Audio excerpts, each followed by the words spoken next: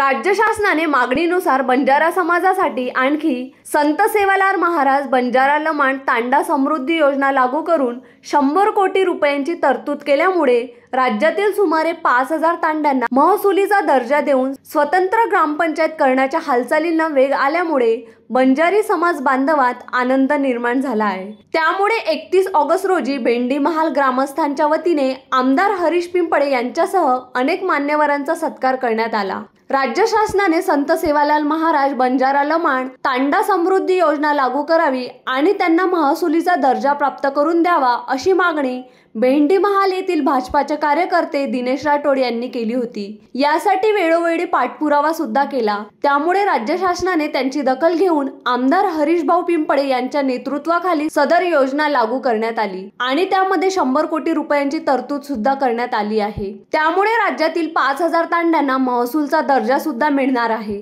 बंजारा समाज बांधवांनी केलेली मागणी भाजपाचे सक्रिय कार्यकर्ते दिनेश राठोड यांच्या मागणीला यश प्राप्त झाले आहे। म्हणून अखिल भारतीय बंजारा पदाधिकारी व आमदार, खासदार, मंत्री यांना तांड्यावर बोलावून त्यांच्या हस्ते संत सेवालाल महाराजांच्या नावाने आमदार हरीश भाऊ पिंपळे यांनी महाभोग लावून दिला। यावेळी प्रसाद वाटप करण्यात आले। 31 ऑगस्ट रोजी मुक्तिदिनानिमित्त आम्ही 5000 तांड्यामध्ये चुलबंद आंदोलन ठेवला होता, परंतु महायुतीने सरकारने आमच्या अखिल भारतीय बंजारा क्रांती दलाचं दखल घेऊन त्यांनी 100 कोटी निधी उपलब्ध करून दिली।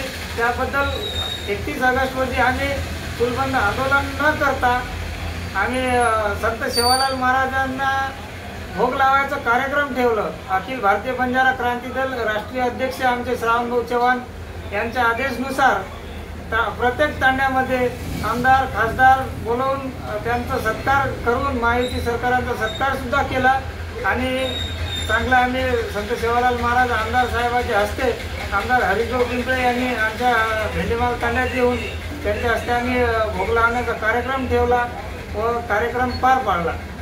Dilip Jadhav, the sting operation news, Barshi Takli.